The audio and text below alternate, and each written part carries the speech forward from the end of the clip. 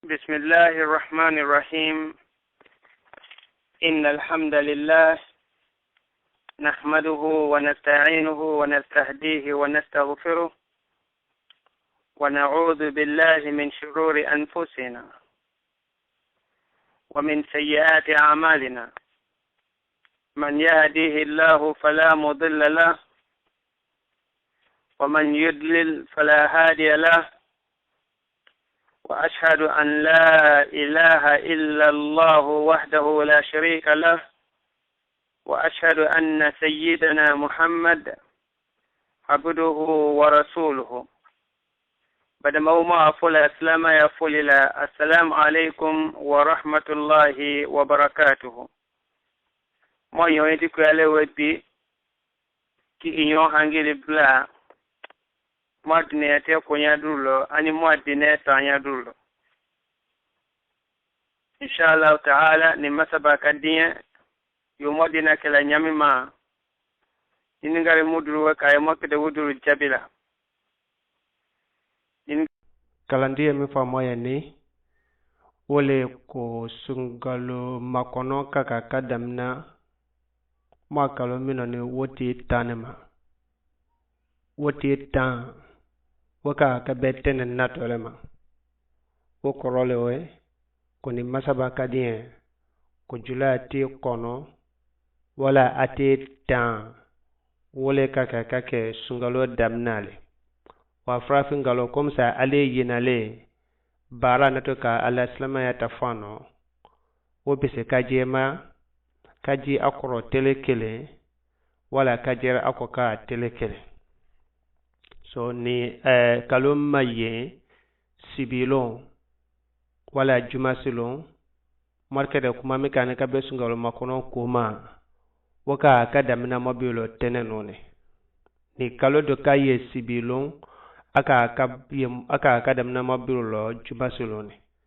wa ni kalo kayma ye sibilon wokorolewe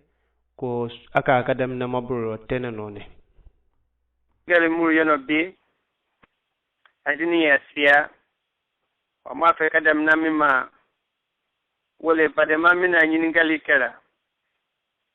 kapen koni mo kake ibrulo bona akake demisana molauto wala akake mo bakwelo ni woti suye nanila amma watirulo sani na fusi ajelo nyenejiwe po ala kake lafino ani afanilo ati dini mina awo suwe kalala awuli ako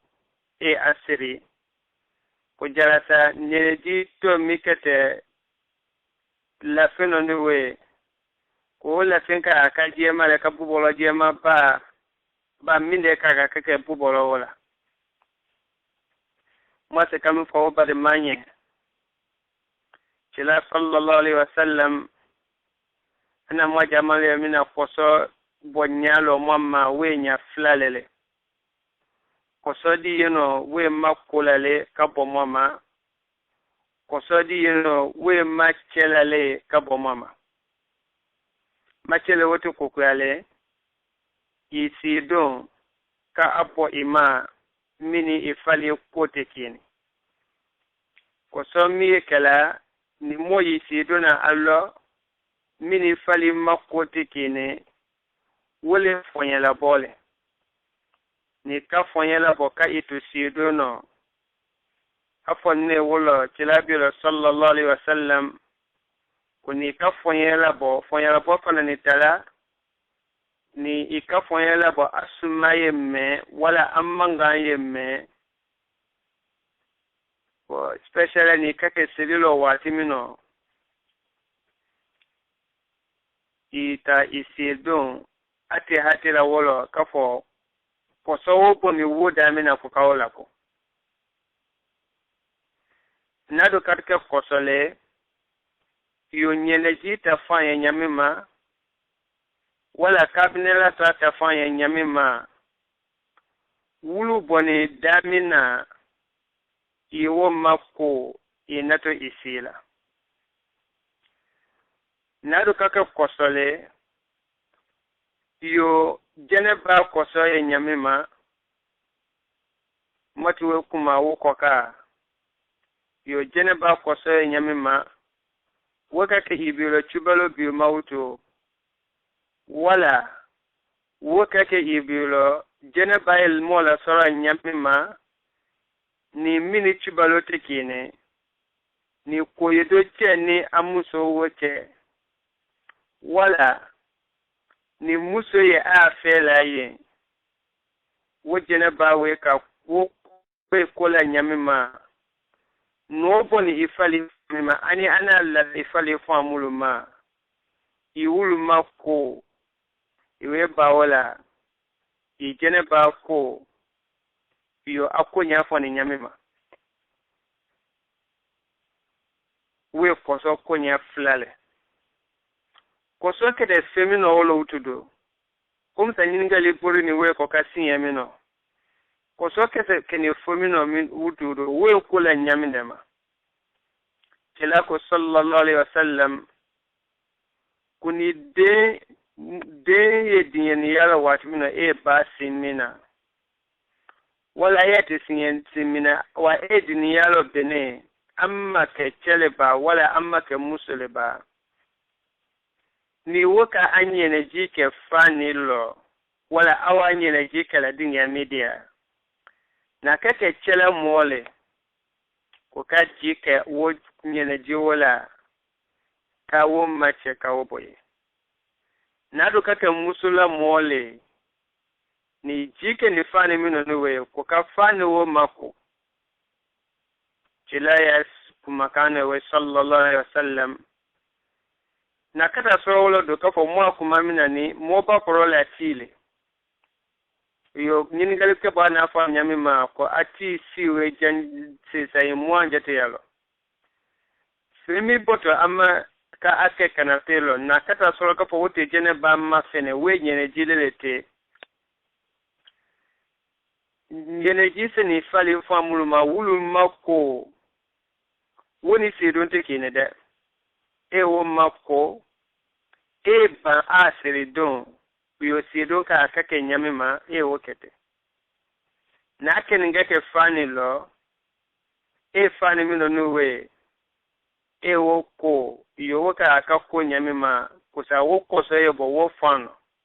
ati ade ka fa e fani fambe ko nyene jikina fami na e wo ko asma e wala nado kata soro ka fo asini bubolo ma nyene jiwe ye pa jela bubolo lowtu abonne koso ya biumawe bubolo ate hatira ko ka bubolo wejema wani nyene ji no ka ye bubolo lo ka jike wola ka wola ni ka amma sisa iyo chira na ko la nyame ma de do mande ni chemanda ya polo ko ka jika la ka amma sisa we mo wasale bubolo ya polo ko na kata soro du ka fo kosole we du bubolo la ka bubolo ke tolutu i ka ke nya mautu nyene jikata ya la nyene jikata mfana la nu kotno we la fani la we fani la amma wala mo mi ke di la bubolo lo we sumail la woti ma we attack sene yanna sonko yalele abenne woti nye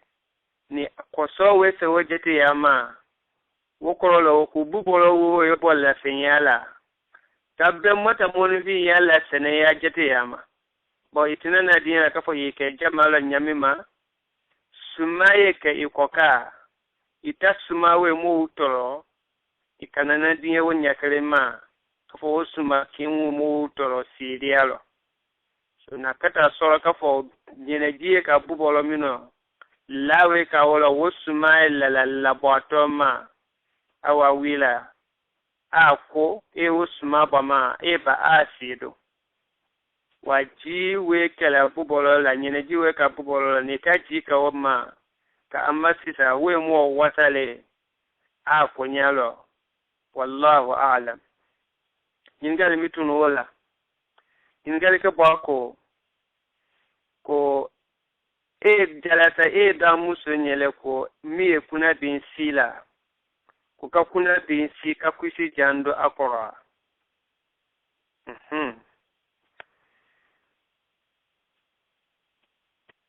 muso ya kusi jando yo nyingali ka ba na fa nyame ma muso ya kusi jando wo kumalo tarani nya flalema slama ya kono slama ya makwisi janto fo afana matafe tofo geden dadu na wo flawoche la na le kwisi jango ani tafe ko we la na lele slama ya na se ya bo sule fola wosu we bena jeti ya mi la na mi no woten ne wo fe ya bo ulta slama ya masili lewe nendado jakafo kuisi jan dunia fandru dia udru yeslama jamanale wulle muso wuse ya bo kuisi le wule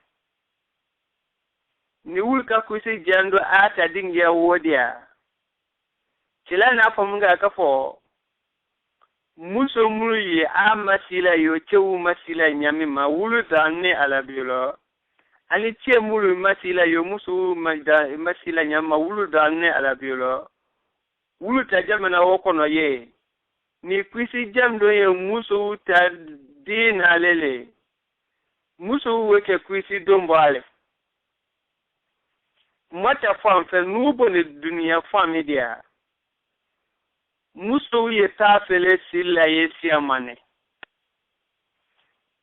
madema muso ye tapele sila ye siamane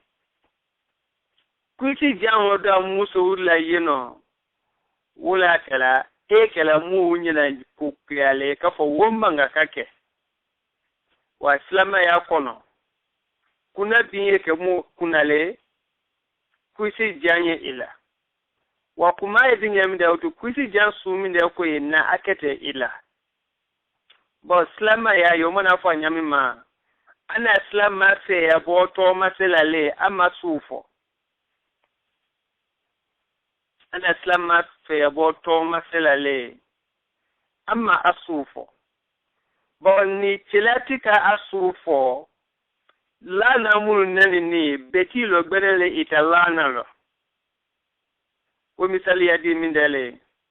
nubo yo na fanyama nubo ni dinga mi dia musule ta fe silai kila sallallahu alaihi wasallam alebo ni din yami dia chewle dia ta fe silai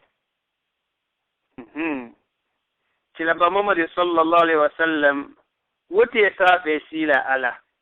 mu ya fa so mi mani so ka fa ta fe kila ba Muhammad sallallahu alaihi wasallam wote wasila ala hali bifana ni mwa kumala watim ni bini arabu mu yaman wulu masili fene ta fele ewe dina England fan fe England masa mulu ni wulu bola Britain fan mi no not in Scotland le wulu zipule wotela mu ya masili fene zipule ka zipusi ala dunia fangu ya ludia ale Europe kino ye ani mwa jamana mino yano na kina Amerika jamana le musu wuta masili fene zipule chewe zipudo ila jamana kono kibia sofe fumu ka bi sun ila na fola welo wotsema ya na slama se ya boto maselale amasufo Thomas le ken islama muso se ya bokola chilabi sallallahu alaihi wasallam chila ko silama muso se ya boye se ya bolele mina afali fambe matuna mafo abu kanadia lon ladru ka oboko ane anyalo dia niki nyala tun ki ibila tun ibe ko babebeleke wani fana mawulu matun slama ya make ima forotele kapo iwulu matun wa slama ya na fala ko muso ye afambe matun kabo yeni mafo anyalo dia ani abiyo kana matuni fana ni mifoni niwe slama ya matuni fote ka abia gbelekele ana anyale fola slama ya na masiri nyami de fola tilako sallallahu alaihi wasallam ko slama muso masi ayyimbe ya falimi biyani ikana ko la yushafu wala yusafu au kama qala alayhi salatu wassalam ko slama muso masi fani awe wo biyala akana aslama ya yelo na wokono nyami fani biyani kuka fali kolomi sutura ko iteso woto la slama muso ya fani kono tafali woto mase wala ye inyaye se afandima kuma flawa ba ma fede slama muso kede fali mi blaka na ko slama ya na kwa blaka na slama ya ko we ka slama muso kana ko fali mi matun ye illo ko itese woto masela ka atu wolo ifana ni fali mi matuni illo itese wosin yena ka atu fani wolo so ni ka fani biya wolo utu fani ka denje yao fani ka finyo fani ka te talo aye ka te kwisi jano aka te kwisi lo ni fali kurote na yena fani kono awe ke slama ya fani ni fali tese toma sila fani kono awe ke slama ya fani le wani wofi akindi na dipese kake kafa ase au adese do abom au lo bumi do no wo buye ne de agbengu ye nyami ni pese kawo jete ya fo au le poslama fani yala au ke fe ya bodile wala abi kaya fe bi benno abi kana mi do benno ka aketa sola ni se kawo fo fani ka fani mito ati kana o boslama fani yala so nakuma nala siko slama ya mafo kwisi jan ama fo kwisi kwinu ama fo tafe ama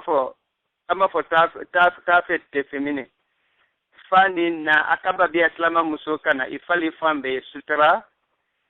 fali mi fana ni sutra niwe wakati yena fani kono afana ni kasi Thomas la fani kono so ni bademana ningali mikela na kada soka fowe ata jabibo lama yana mi fara musu tata ya bokolo wolewe mafana ntalo ni dani afami no kuyale ni wolewe na kada soka fo mawe kumanya fo nyama badema ya nya nyamima mana la wila ma wolewe na to kada soka fo ni nyamima amma nyaye kisireka yingal la siko ko no mo ay fo nyakuyama kusa alaya anya yen afamu no ya mabe manyamima wallahu a'lam masaka nyingale wodayeno nyingale mitunu wala kabe wati suma badama mina wo nyingale kala wod bengi sungalo makononema badama ko ale na mena ka modurula ko sungalo makono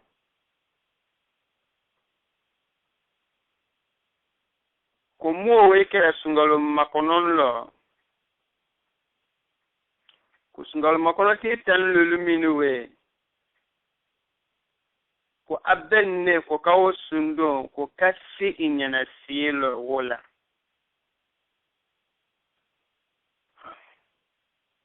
masa kam fo bade maye ka fo sungalo makono e sungalo balele mo aslama ya kono Kila sallallahu alaihi wasallam ana wati mudul tomasela abebe ya kolo ni ale bute bara bebe kala alo wodile sungalo makonone wa sungalo makono ti tanlulu kesa kawo kesu siedile woken wo hadisu sabatin de kafara sallallahu alaihi wasallam afana ni sabatin de kafaran seba foila mulke ni salafi salihule seba ni mauchila na mulu tomasila kafo ale mando mu ya fisa pele wole generation ani mulu ye dunia tema wakine ani mulu nato ko chila na ususu tomasila sungol makono titan lulu silimi kala mu ubiolo ko kasu basila ko kallo chemesiri ay alhamdu kara allo kingi napelo kakulu huwa siyetange allo kingi napelo we jela tielele chila make asieba umake mofru mu fanan chila ko sallallahu alaihi wasallam anna na wati saba mu fana wulo wofo yimake tetan lulus silimi kalaniwe woko da miyanne sai temenani chila ko sallallahu alaihi wasallam afana da miyane baitul muqaddas slama wuto wata sila so atin yatimina wela jani alaina afa anya kwa anya timi kabala baitul muqaddas we jamana mikono mata biti minoni wole Israel wala Palestine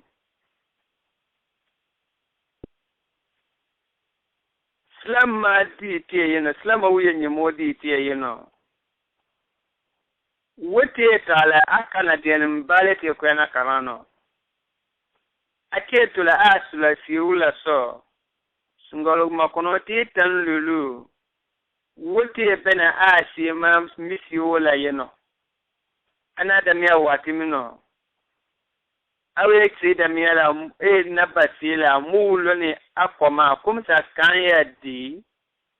mulo ne akoma koma dia we fasi ke bola wusi nani nyame ma wole we watila ma fo tila fana ni make afana ni ketepe ba jela siele ibalo ke ma wotila watimino kene we bo ima simi efela na kene faisile owe timi ukoka wa wota diala kafo sungolo makono sisa bandi ya mi sungolo makono biolo kalo to chema kafo wokite wo sisa bandi ya fola abiolo kuku ya lubara ku ya yekela sungolo makono na tilana wokela afana na mola sunawoma abeni kafo mwa wosu ke kamwa ja kelama sallallahu alaihi wasallam kusa kelana la wila mimma mwa wo bara yidi siyalo mwa wo hele di siyalo woko bebe di mindele kila Musa Naishata radiyallahu anha woko kuchila te sundo na le abe sunda miara wati dulo ku ikama fala ko ba atena na sunda biara utra afana ne usungo nyina sundo ngo ko wati dulo ko tunu ilegbi ya fo itienya ko ba kwatena na sundo na utra chilate aduna teka nyamma wolewe ko wa kwalema chilaye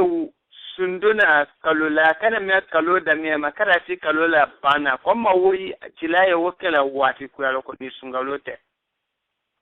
hukuma koro min da wo min da ji amala sundun ka ya do molo nyaya ma adamina mine itiya wati bekla sunduna ka fokulete doni ke wati be isunula sundun ka ni ka be ya mo ma nyanya ma ite se yak sound kalo tani flabeka kafo ite telekele sundo alanya sundo fana ni kadia iyenyanya ma ite kalo damia adamna ma kada fi alapana kafo yiwo kalo beto suno ni sungalote ni islama ya la wini imu jalo la chelama sallallahu alaihi wasallam Aisha kodi wolo kwa fana ni machilaye sunduna kalula an kakalo bedo wota o bolo sungalo le wole kwa fana machilaye sunduna kalula kase ati suminduna sungalo makonona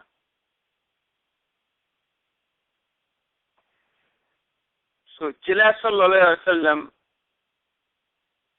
ati we kala asundona kalo duru yete saba loche duru yete fla wa kafa akete wati janduna sumino kalo mina adote kalo bedon wole de sungalo makonone so ni wo hadisu we ma kanala kata kodana ni mima wole kafa ni aka namanya sundungo ko namanya sungalo makonona bi kubi yako mo beseka ala kubi ya nyamima wole ka sundu sungalo makonona ala we sunsuno ya inyani sunju korote ilela iwo sundu sungalo makonona kata ti sungalo makono tele mo ani feina wala tele mo ani wurumblala ibeseka o sumbedon kila ya sunati ala sallallahu alaihi wasallam aka tilama ininga ko aha sungalo iwo bedona mawo wonyai wa sungalo makono we busia mamba dona ibilo kumindela Usama bin Zayd kwana kila mai ninga wala ko kila kuma iye sunduna ba kase kawati shamando alo mise sungalo makono na ko la wini midema kila ko wala sallallahu alaihi wasallam ko sungalo makono ye kalolele mu nyina ni kalomiko ba rajaba we nala anye mitunu wala wole alele minna woko wole sungalo mu kungbano woma rajaba mu kungbano woma nyina kale ko wole ko son ne ale pumba dona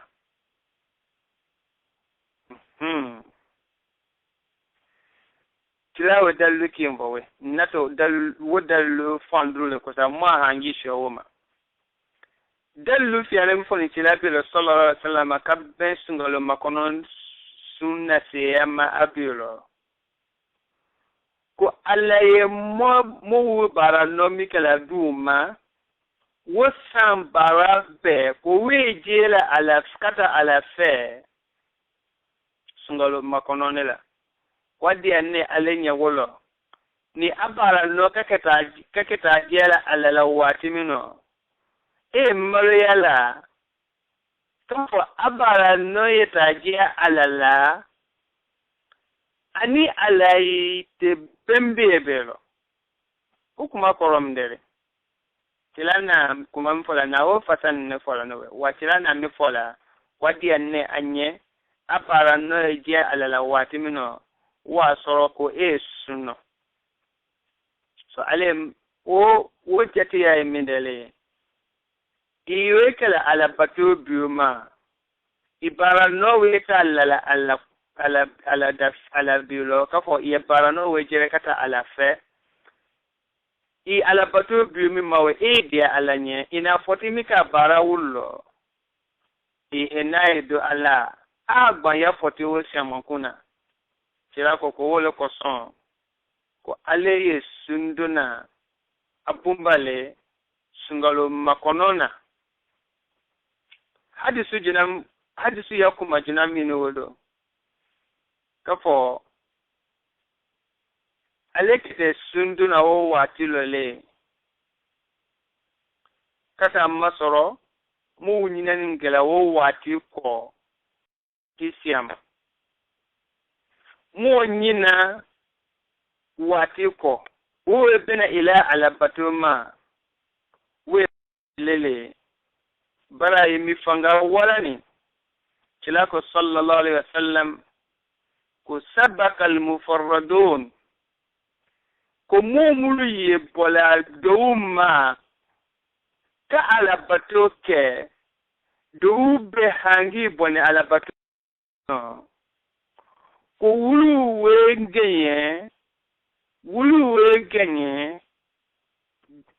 wengenye kasse jona alaya hinani alaya kafenta lima kata masoro do ala ko wati na hangi be ala lo wati sabaka al mufarradun afana ne ka ato mase ko azakiruna Allah kaseeran mumuliye azakiruna Allah kaseeran mumuliye ni ay ala fofola wati siama ahangi yetula biala ala lo wa zakirati chawulo المفردون مولي إمبولا مولا كتا أجي كينا كأجي تو على بيلو كو أي على واتلو مو كمباني كوكيالو ما واتي منو ولي على ولو تلا هلمي لاتيني كفا على كراكلا مونيه ko alawe wo helela te wulu ma ko wo hele se wulu bilo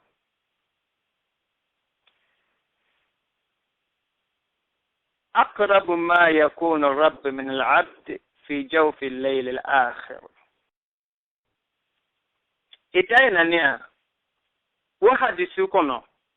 كفو مومولي كو odd English كانوا يعرفوا كفو odd مومولي odd كني mumri aya ko pola bema ala bato taboroma be kumbwan ko ko ma wati no ki yille kumbwan ala bato ma wati titi ala kamen tila kamen sallallahu alaihi wasallam kum jomma doni atila wati mino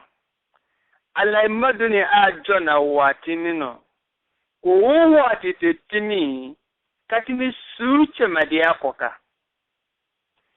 suwe kila bana wati mino suchemala sula ban wati minuwe ko ala madunin kala a jona wati wala katimi wati bekoka wana kamomi dia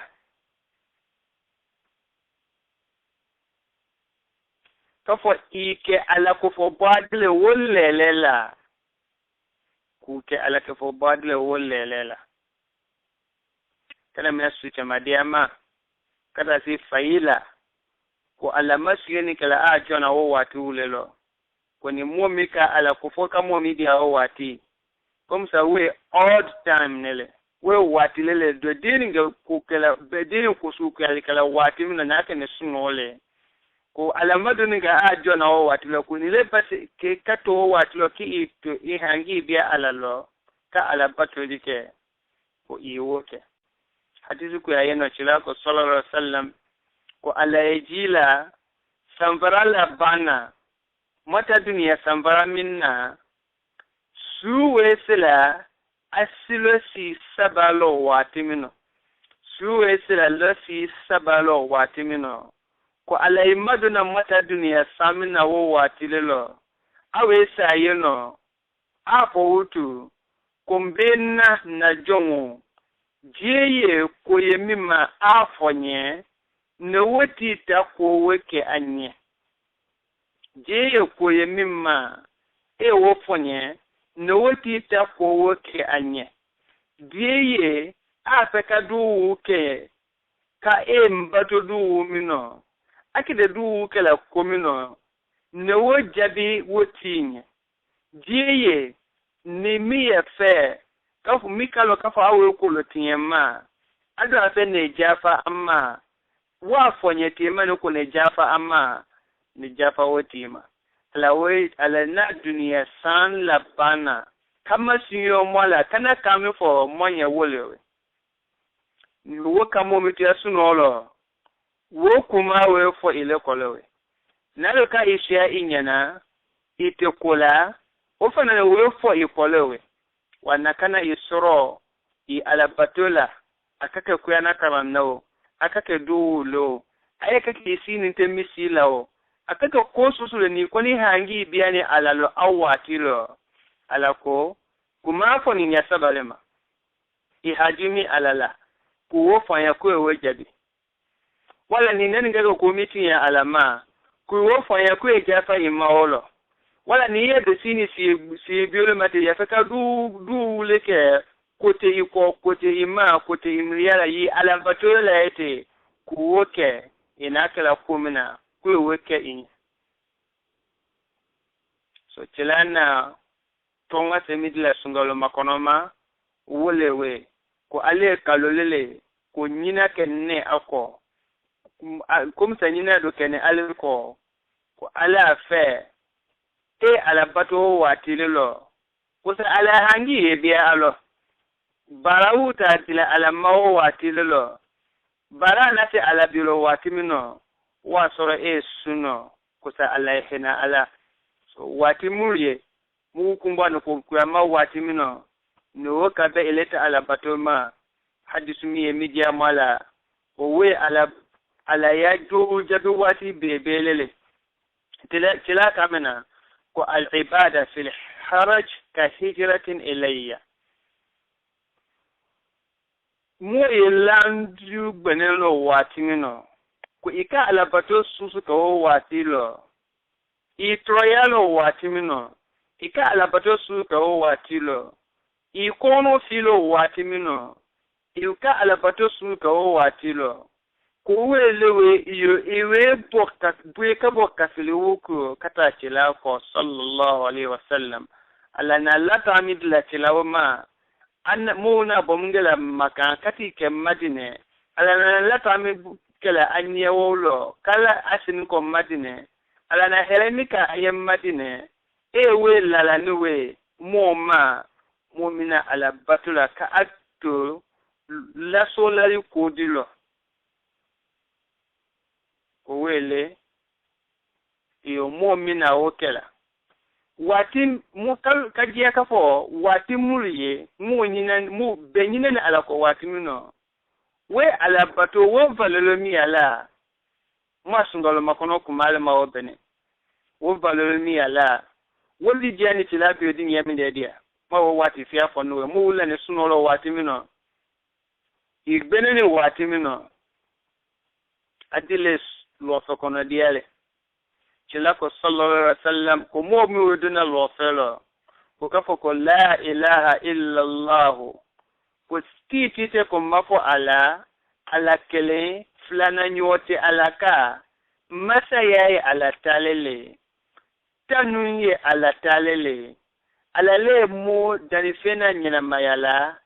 alele fana ni dani flinkela saya boatole alaye anyana anyana male astefola hele susu dunia kono wobe ala leboro alele fana sini kopela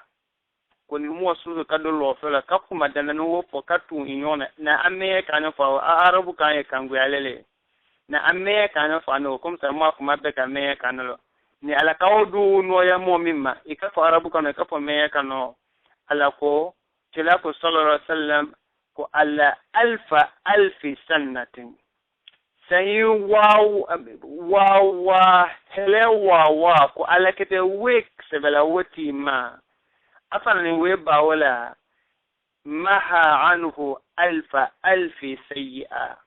ana helemi wa suki nyewe wo kukulon wa nyongi kambo ima wa rafa Allahu alfin daraja afana ni idaraja la je wala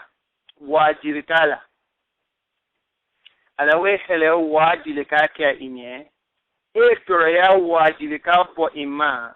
afana idaraja la je wajirikala kata masoro de kumba ni lolo watimino sanila ele we do yono ibe ale ala fofo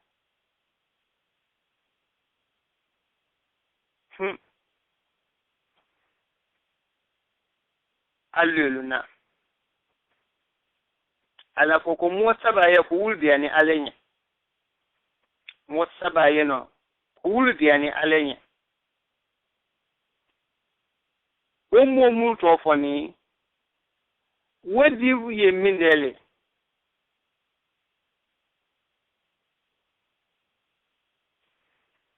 mumu ye waya sila awe to waya sila siawe jenje ya ama awe sedingia de auto alubu wanata kafa alala mwanya mimani mato wesela mwake de auto wodo te beno ala ya sedingia didia aya foko ayi maji no ki imafa ya ka idini noninge wayati siyala du ya noninge la watimino aki bo achema wetu anyana anyana watimino nuwe alabato ke awi asi dula ni sunolo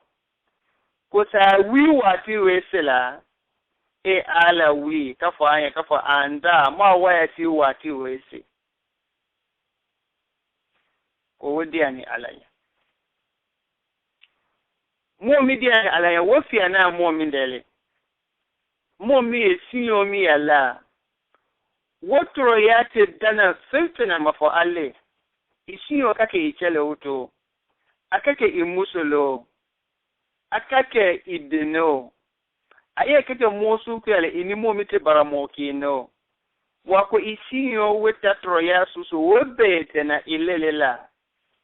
ihate mi amasinyo yalo alete wo hake dila ilema alako ko aledi ana mole ilele madama ini isabarla isinyo watro ya waka halisa yana alafara wala jangalo na alafara wala ko ina alafara mi abosinyo ma yalo madama elini tro isabela isinyo watro ya woma aladi alaka ko adiana momuliye o dile ilele be amofia ya tofowe komsa kumala wini sungalo ke sale masundongolo nina kumala fiko makotu mina wila nuwe suchema kadu to sunolo ado wayati siyala besiyenne bekaka illale wa ale atasunote ajema kulone to nyana kusane do kunasi mo awulo ba atasunola watimino nese ala kunna kusamo ma wayati damna ilemi kite woka nuwe kadu to aye adia na ngoma ala manafo ko iledia ne anya ilana wa sallallahu alaihi wasallam ukumta nyina ka sungalo makononko ko alena sungalo makonon fubumba nduna wolo sunno ukumta barawu no wuta diala ala la sungalo makononela alena sungalo makonon bumba nduna wolo sunno ni makasa wodi ngiadia mwa se kami fo bade mawunya wole sungalo makonole bonini na kamo media kafo yabara nota ala sorola watimino sambara no ala sorola watimino we ini ala tuya bebe ma sungalo makonole bonini iloja ibeo sundoma na kamo media kafo nyina kani ala ko watimino bo sungalo nyanya mu makono na ko sungalo bale na toni raja bao etimi kilana asulo mwasika kalomina wole etimi ni mu mikaye kafo sungalo makono mini nyina ke no woko ala batulo nyina do weke ala batumino ala e wotara le jirijiri bakela ni mu kaka fe kafo e wotara su soro wo sungalo makono le bonini ni sungalo juru maka ila adda susu noya kaldo noya ima ad wati su don kan noya ima isile kawo sundo akake tile flalo akake tile tano akake tile mwano akake tile bisabalo ikone tisa tile bisabalo kake tile mwano urumblalo isile kawo do tilako sallallahu alaihi wasallam o sungalo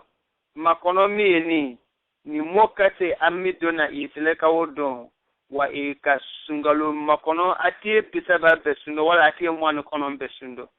tilafana na makum fatanale kafo kusungalo makono to la telefla kofo ko mwa sunda miawo kono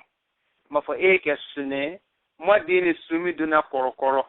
na kala kafo sune modini sumi duna korokoro sungalo makono to ta telefla itele kawo sundo wande wote sungalo makono to awe ta ti mwanu ngalo ti mwani sino ata sundo mbanne wo ka sungalo makono nyuma kasa wo fandia ma se kafo bade mawuye kafo kumamiti ye bi kafo ma fo jamanye wolewe اللهم صل على محمد وعلى آل محمد كما صليت على إبراهيم وعلى آل إبراهيم إنك حميد مجيد اللهم بارك على محمد وعلى آل محمد كما باركت على إبراهيم وعلى آل إبراهيم إنك حميد مجيد سنغالو مكونو wole boni ni masaba kadi e kala ti sungalo la makete ma programu kala nyamima makela malo jala jama ina fabo manya fabo inyona nyamima jama ina fabo nula nu manya fabo jama la makete woko nyanyina kusa sungalo ba minato manna fa bo inyona alo kila ko sallallahu alaihi wasallam kabe sungalo makono makotuno ko sungalo makono ati ta anlulu wesela ko Allah ye jafala le a jombe ma woti tan lulu ma mafo momi kake franga fole wala kele kake momi apaden woche so mama lo ja ni franga fo ya kake momi dununo ilo ja itube ita alama na kata sorogo dun kafo badama fiami abia ni inyona aylo ja ay kelefo kusa sungalo makono ala kala jumu makko kafali mikela sungalo makono tarala kusa ala mo hali biawolo ala mo jumulo kuto sungalo makono tarafe subhanakallahumma wa bihamdik ashhadu an la ilaha illa ant astaghfiruka wa atubu ilaik